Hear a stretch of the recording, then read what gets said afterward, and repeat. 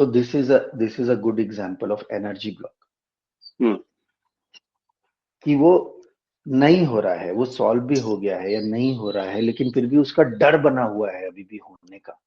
हम्म तो ये एनर्जेटिक है।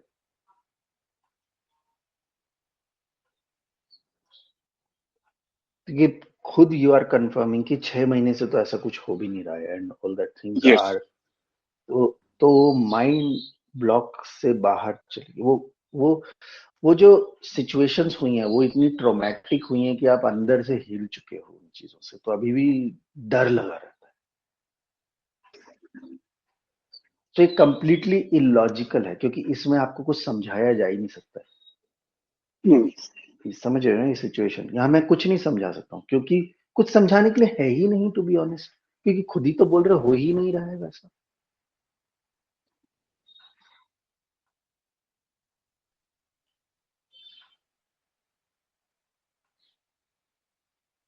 राइट हम्म, तो ये एनर्जी ब्लॉक।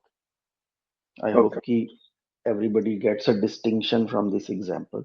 इसको हम एनर्जी ब्लॉक बोलते हैं क्योंकि कुछ है ही नहीं यहाँ पे।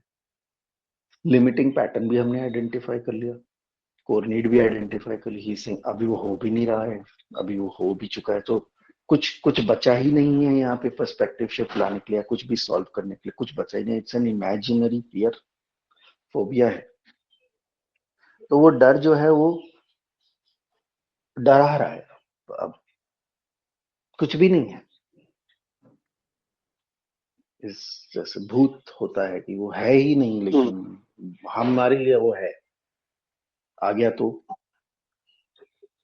कोई लॉजिक ही नहीं है, कुछ भी नहीं है बेसिकली।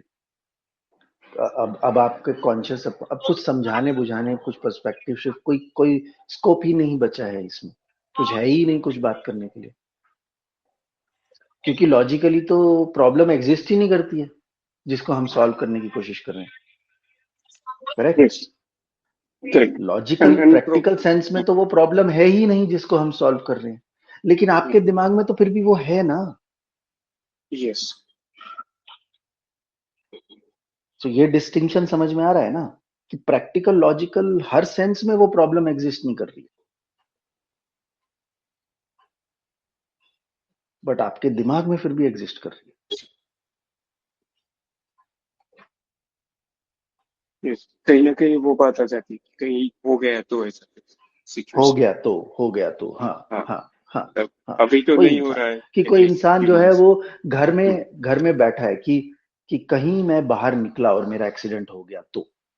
हम्म यस पर हो तो नहीं रहा, तुम तो घर से बाहर ही नहीं निकल हम्म रहे हो, और मैं इसीलिए तो नहीं निकल रहा हूँ क्योंकि एक्सीडेंट हो गया तो। हम्म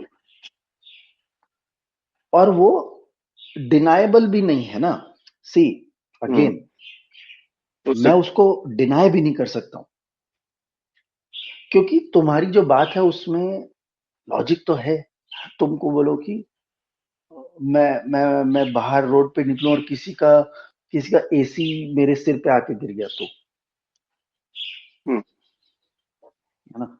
मैं डिनाई तो नहीं कर सकता हूं ना इस बात को कि नहीं हो सकता, लेकिन या प्रोबेबिलिटी नाम की भी तो चीज होती है ना। हम्म पर हम प्रोबेबिलिटी पे नहीं जा रहे ना। मेरे लिए तो वो 100% ट्रू है ना। मेरे लिए तो ऐसा ट्रू है कि मैं गेट से बाहर पैर रखा और मेरे सर पे आके एसी गिर जाएगा। तो मैं तो प्रोबेबिलिटी को एक्नॉलेज ही नहीं कर रहा हूं ना। हम्म और प्रोबेबली एक तो बार हो ये चुका है तो उस बात को लेकर बैठ पकड़ने की बात होगी। पकड़ ही लिया। एक बार हुआ हाँ है तो हाँ दोबारा भी होगा शायद। हाँ। I am getting correct it. Correct. तो इसीलिए ये अब ये चीज बियॉन्ड चली गई है, समझाने बुझाने के बियॉन्ड चली गई है। क्योंकि हम कुछ भी कुछ भी बात कर लेना, आप घूम फिर के, हो सकता है कि इस पॉइंट पे आओ कि घूम फिर के यू विल नॉट आर्ग्यू और you will not talk about it, you will just stay quiet, but you will still not accept.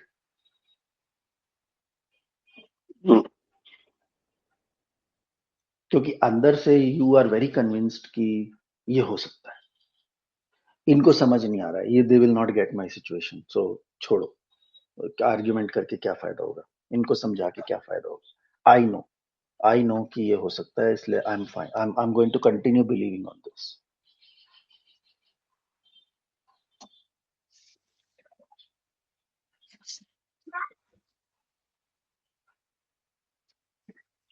तो हम कई बार इतने ज्यादा, वही बार बार बोलता हूँ, कई बार हम लोग इतने ज्यादा स्मार्ट हो जाते हैं, इतने ज्यादा वो लॉजिकल हो जाते हैं अपने लिए कि हम, हमारी स्मार्टनेस ही हमको प्रॉब्लम में डाल देती है कि बात सही है, होने को तो कुछ भी हो सकता है।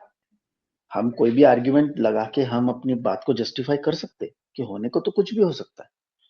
होने को तो अभी इस समय जैसे प्रलय आ सकती है, अर्थक्वेक आ सकता है, like there are 1 million ways by which we can die right now, है ना। और मैं वो सारे के सारे नोट डाउन करके अपना ब्लड प्रेशर बढ़ा सकता हूँ, अपनी एंजाइटी बढ़ा सकता हूँ, अपना स्ट्रेस बढ़ा सकता हूँ। मैं नोट डाउन करना स्टार्ट करूँ कि कितने तरीके से अभी का अभी I can die, and most likely I will die because I am writing this list. इसकी जो एंजाइटी जो क्रिएट होगी उससे ही शायद मेरे को हार्ट अटैक आ जाए। पर हो तो नहीं रहा है ना, प्रोबेबिलिटी नाम की भी तो चीज होती है। सिर्फ हम थ्योरेटिकली पॉइंट्स लिस्ट डाउन करते जाएंगे कि ये हो सकता है, ये हो सकता है, ये हो सकता है, और सबको 100% मान के चलेंगे तो ऑब्वियसली हम अपने ऊपर स्ट्रेस क्रिएट करेंगे। लेकिन प्रोबेबिलिटी क्या है? 1 in a million, 1 in a billion person will die from this option, 1 in a trillion person will die from that option, लेकिन हम ऑप्शन के नाम पे हम लिखे जा रहे हैं, और लिखने में हम अपनी एंजाइटी को बढ़ा रहे हैं। अरे ये भी, ये भी, ये भी, ये भी, ये भी। पर प्रोबेबिलिटी क्या है? और हुआ तो हुआ ना फिर। How am I impacting my quality of life because of that, इस सब में। तो जब हम इस पॉइंट पे पहुंचते हैं जहां पे हम कंप्लीटली इरेशनल हो जाते हैं, लॉजिक दे के इलॉजिकल हो रहे हैं, रैशनैलिटी दिखा के इरेशनल हो रहे हैं, this is a sign of phobia. वो इंसान कुछ भी बोलेगा अपनी बात को जस्टिफाई करने के लिए, ये फोबिया का साइन होता है।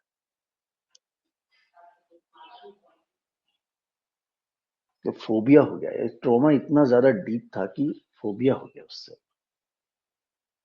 अब दोबारा उसको फेस करने की हिम्मत ही नहीं बची।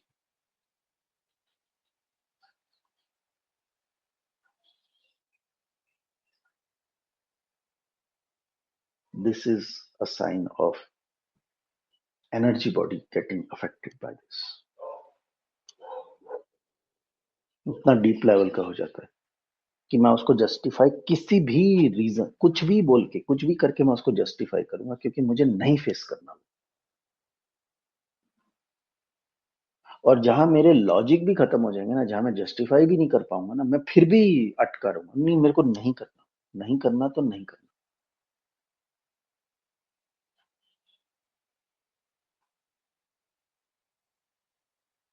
That's the sign of energy block. तो मूलाधार लेवल पे problem. Muladhara level, Muladhara is about feeling safe and secure. तो यहाँ पे मूलाधार में ही इशू है, मूलाधार में ही ब्लॉक।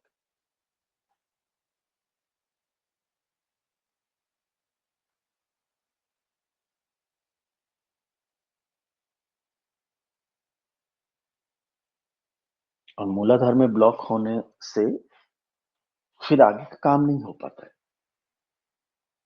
फिर आप बड़ी बड़ी बातें कितनी भी करो,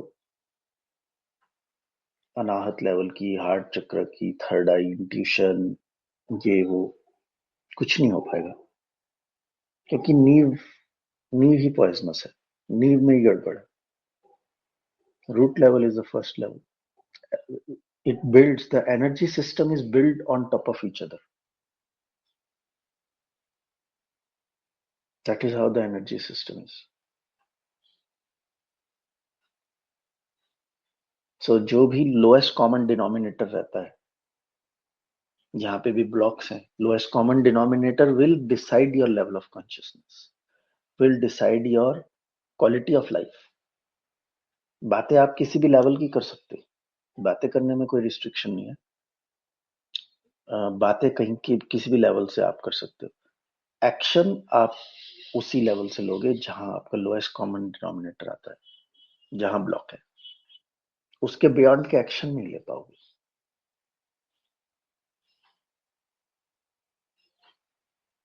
मूलाधार से आगे बढ़ ही नहीं पाओगे।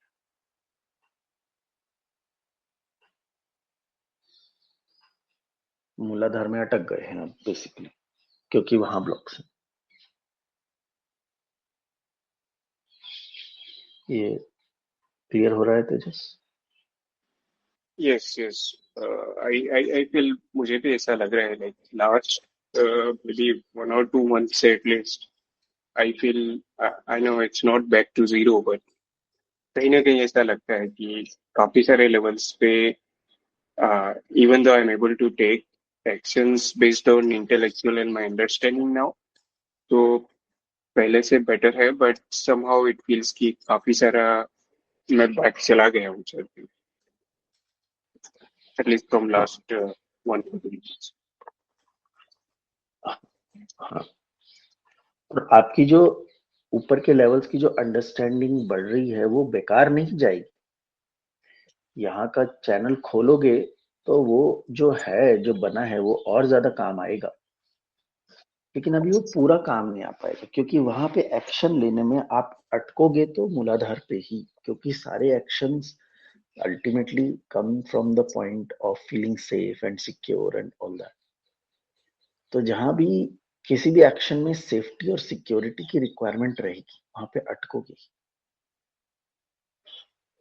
जिन किसी एक्शंस में सेफ्टी सिक्योरिटी की कोई रिक्वायरमेंट नहीं है, जहां पे there is an inherent safety and security available to you, वहां दिक्कत नहीं आएगी। दिक्कत वहां आएगी जहां पे वो नहीं है।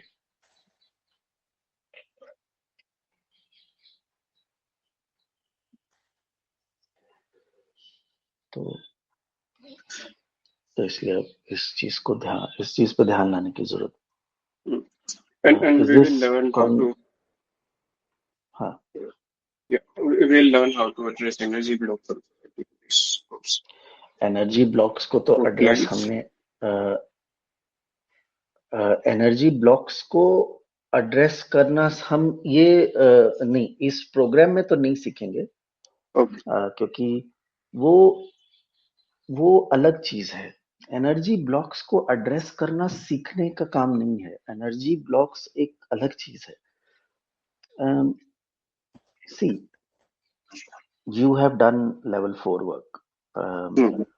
तो जैसे कि I have explain to you all in the theory of things कि लेवल 1 में हम आपका कॉन्शियस माइंड यूज करते हैं।